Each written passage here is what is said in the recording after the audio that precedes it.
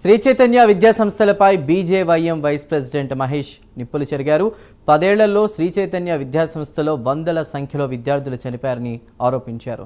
విద్యార్థుల ఆత్మహత్యలపై విచారణ జరిపించాలని మహేష్ డిమాండ్ చేశారు. పర్మిషన్ లేకుండానే వందల సంఖ్యలో శ్రీ చైతన్య బ్రాంచ్లు నడిపిస్తున్నారని మండిపడ్డారు. శ్రీ చైతన్య విద్యా సంస్థలు లక్షల్లో ఫీజులు వసూలు చేస్తుంటే ప్రభుత్వం ఏం చేస్తోందని ప్రశ్నిస్తున్న బీజేవైఎం వైస్ ప్రెసిడెంట్ మహేష్తో మా ప్రతినిధి నాగేంద్ర ఫేస్ టు ఫేస్.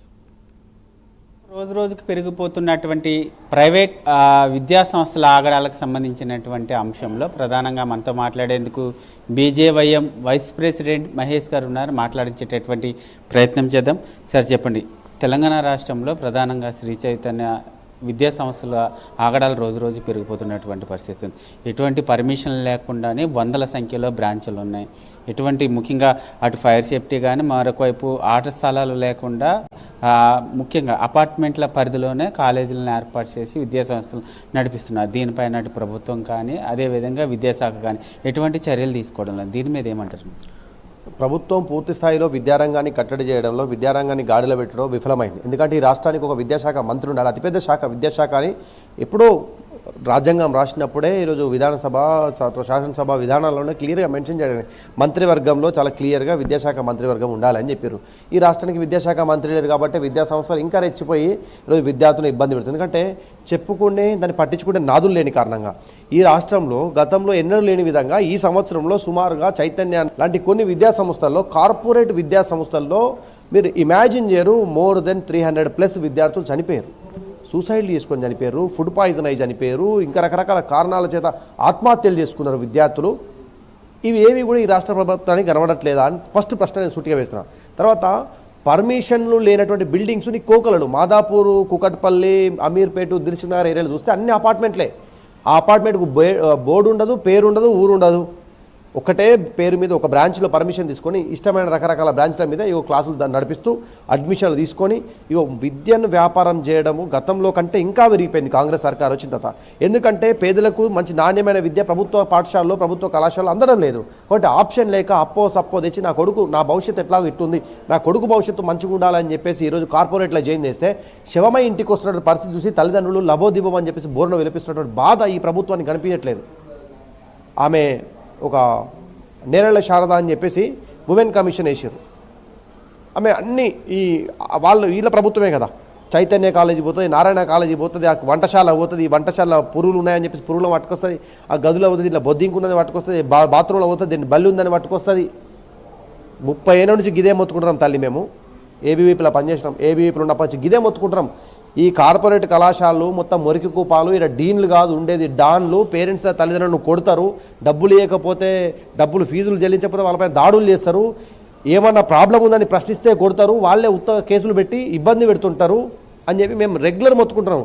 మీరు ఇన్ని చూపించారు కదా, బల్లులను, పురుగులను, అన్నంలో పుచ్చిపోయిన కూరగాయలను చూపించారు కదా. ఏ కాలేజీనైనా సీజ్ చేసినావా తల్లి? నీ ప్రభుత్వంలో నీ ముఖ్యమంత్రికి చెప్పినావు అమ్మ? ఎందుకంటే ఆయనే కదా నీకు విద్యాశాఖ మంత్రి కూడా ఉన్నాడు, ఆయన కిందనే కదా పెట్టుకున్నాడు. ఏ ఒక్కదానిపైన యాక్షన్ తీసుకున్నారా? రాష్ట్రంలో ఇంతమంది పిల్లలు చనిపోయారు కదా, దీనిపైన మీ ప్రభుత్వం స్పందించిందా? ఒక్కనారు నోరు మెదిపిర్రా? మీరు మెదుపరు. ఎందుకంటే మీకు ముడుపులు అందుతాయి. ఈరోజు ఇంత ఎర్ర టెండలు కొడతా ఉన్నాయి.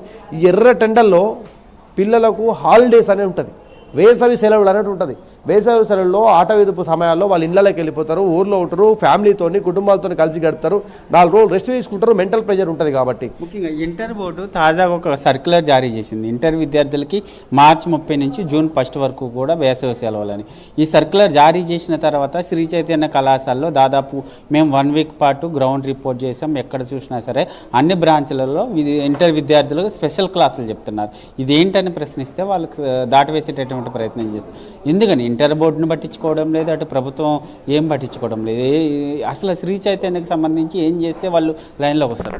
శ్రీ చైతన్య పాకెట్లో రాష్ట్ర ప్రభుత్వం నడుస్తుంది కావచ్చు, రేవంత్ రెడ్డి అందులో ఉన్నాడు. రేవంత్ రెడ్డికి కూడా వాళ్ళ వాటా ఉంది, అందుకే ఆయన మాట్లాడట్లేదు దీనిపైన. ఒకవేళ ఆయన చిత్తశుద్ధి ఉంటే ఇమ్మీడియట్లీ నువ్వు ఒక్కసారి రైడ్ చేపి, నువ్వు ఫుడ్ పాయిజన్ అయిందని చెప్పేసి రైడ్లు వేయించినావు కదా, స్పెషల్ అధికారులను వేసినావు కదా గురుకులాలకి, నువ్వు ఒక స్పెషల్ అధికారిని పెట్టి ఈ శ్రీ చైతన్య కళాశాలలో తిప్పి బోర్డ్ ఆఫ్ ఇంటర్మీడియట్ సెక్రటరీ గారు ఏం చేస్తున్నట్టు, ప్రభుత్వం నోటీస్ ఇచ్చి రిలీజ్ చేసి చేతులు దుప్పుకోవడం కాదు. బోర్డ్ ఆఫ్ ఇంటర్మీడియట్ అధికారి ఓ రోజు నీ వెహికల్ వేసుకో, దానికి మా ప్రభుత్వమే పైసలు ఇస్తుంది, మా ప్రజలే పైసలు ఇస్తారు, ఆ కారు వేసుకో, దాన్ని డీజిల్ పోసుకో, తిరుగు. ఎన్ని కాలేజీలు ఈరోజు ఓపెన్ అయ్యి ఓపెన్ ఉన్న కాలేజీ మీద సీజ్ చేసి పడి రైట్స్ నీకు ఉన్నాయి కదా, నీ కాన్స్టిట్యూషన్లో రాసి ఉంది కదా. బోర్డ్ ఆఫ్ ఇంటర్మీడియట్ అధికారికి ఉన్నటువంటి అథారిటీస్ అవన్నీ కూడా మాట్లాడరు. ఎందుకంటే వాళ్ళకు వచ్చే ముడుపులు ఇడుపులు జరుగుతూ ఉంటాయి వాళ్ళకు. అసలు ఈ అధికారుల పైన అసలు నేను ఏమంటే ఏసీబీని రిక్వెస్ట్ చేస్తున్నా, ఓ పూట వీళ్ళందరి మీద మీరు రైడ్ చేయండి. వీళ్ళు కళాశాల మీద రైడ్ చేయకపోతే ఈ అధికారుల మీద రైడ్ చేయాలి. హైయర్ ఎడ్యుకేషన్ కమిషన్లో హైయర్ ఎడ్యుకేషన్ ఇంజనీరింగ్ విద్య అప్పుడు వాళ్ళని చేయాలి, ఇంటర్మీడియట్ విద్యా సంస్థల మీద వీళ్ళని చేయాలి, బోర్డ్ ఆఫ్ ఇంటర్మీడియట్ చేయాలి. ఇది utterly failure by board of intermediate. మేము భారతీయ జనతా యువమోర్చగా భారతీయ జనతా పార్టీగా మేము కమిట్ అయి ఉన్నాం. విద్యార్థులను మానసికంగా క్షోభకు గురి చేస్తున్నారు. కృత్రిమంగా ఒక కాంపిటీషన్ను వీళ్ళు తయారు చేసి విద్యార్థులకు మధ్య ఒక కాంపిటీషన్ తయారు చేసి ప్రెజర్ బేస్డ్ ఎడ్యుకేషన్ సిస్టమ్ కారణంగా ఆత్మహత్యలకు పాల్పడుతూ ఉన్నారు. కనీసం మెంటల్ పీస్ లేని కారణంగా విద్యార్థులు అనేక ఇబ్బందులకు గురవుతున్నారు. ఫిల్టరింగ్ సిస్టంతో పలకరాని పేర్లతో ఐఐటి అంటాడు, జేఈ అంటాడు, మెయిన్స్ అంటారు, సూపర్ స్టాక్ అంటారు, సూపర్ 6 అంటాడు, ఐపీఎల్ అంటారు, 100 రకాల పేర్లు పెట్టి పేరెంట్స్ను కూడా కన్ఫ్యూజ్ చేసి, హైలీ ఎడ్యుకేటెడ్ పేరెంట్స్ కూడా కన్ఫ్యూజ్ చేసి వాళ్ళ దగ్గర నుంచి ఫీజులు లాగేసి ఏదో విద్యార్థులను పేరెంట్స్ను రకరకాల విధాలుగా వాళ్ళను మిస్లీనియస్ కింద 33,000 ఫీజు చార్జ్ చేస్తారట. హాస్టల్ కాలేజ్ ఫీజు 2,60,000 అంట, మిస్లీనియస్ 33,000 అంట. మిస్లీనియస్ ఎక్కడ నా 5,000 10,000 ఉంటాయి, మిస్లీనియస్ 33,000 స్వామి. అంటే ఇంత దారుణ పరిస్థితి చైతన్య కాలేజీలో. కాబట్టి ఇది ఇది ఇది సిస్టమ్ కాదు. దీనిపైన ఎక్కడొక్కడ పులి స్టాప్ పెట్టాల్సిన బాధ్యత ప్రభుత్వం మీద, ప్రభుత్వం యంత్రాంగం మీద ఉంది. పర్యవేక్షణ అధికారులు ఎక్కడున్నారు? నువ్వు ప్రభుత్వ విద్యను పట్టించుకోవు, ప్రైవేటు విద్యలో ఇగో ఇట్లాంటి కార్పొరేట్లు గద్దలు దూరితే ఆ గద్దలను ఏమనవు, వాడికి తీసుకుపోయి పిల్లలను బలేస్తుంటావు. ఏం చేస్తున్నట్టు? గతంలో నేను చెప్తున్నా కదా, 2012, 13 ఆ సమయాల్లో మేము ఉద్యమాలు ఒక చిన్న రిప్రజెంటేషన్ ఇస్తే పలానా ఇన్స్టిట్యూట్లో జరిగిందంటే ఇమ్మీడియట్లీ దాని మీద యాక్షన్ ఉండేది. నేను విద్యాసంఘాలు పోయి ఆడ లొల్లి చేస్తుంటాయి కదా, వాళ్ళ మీద ఉల్టా కేసులు పెడుతుంటాయి కూడా, వాళ్ళు జైలు పెడుతున్నారు తప్ప ఎవరు దాని మీద పట్టించుకుంటలేడు. అంత దౌర్భాగ్య పరిస్థితి ఉంది. డెఫినెట్లీ మేము డిమాండ్ చేస్తా ఉన్నాం, ఈ ప్రభుత్వం చిత్తశుద్ధి ఉంటే వాటిపైన యాక్షన్ తీసుకోవాలి.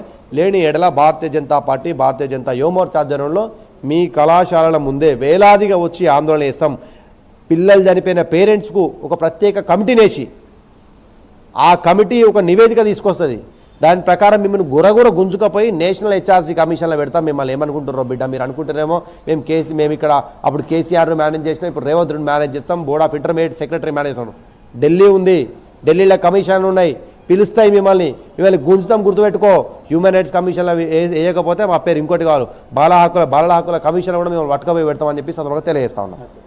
ఇది మన మొత్తాన్ని చూసుకుంటే ఈ 10 సంవత్సరాల పాటు శ్రీ చైతన్య విద్యా సంస్థల్లో చనిపోయినటువంటి విద్యార్థులపైన పూర్తి స్థాయిలో విచారణ జరపాలి. అదేవిధంగా వందల సంఖ్యలో అనుమతులు లేకుండా నడుపుతున్నటువంటి బ్రాంచ్లను సీజ్ చేయాలి. అదేవిధంగా ప్రభుత్వం ఇప్పటికైనా చిత్తశుద్ధి ఉంటే విద్యార్థులకు సంబంధించినటువంటి అంశంలో శ్రీ చైతన్య యాజమాన్యాలపైన కఠిన చర్యలు తీసుకోవాలంటూ కూడా బీజేవైఎంకి సంబంధించినటువంటి వైస్ ప్రెసిడెంట్ మహేష్ చెప్తున్నటువంటి పరిస్థితి అయితే కనబడుతుంది. వీడియో జర్నలిస్ట్ భానుతో నాగేంద్ర, హైదరాబాద్, ప్రైమ్ 9 న్యూస్.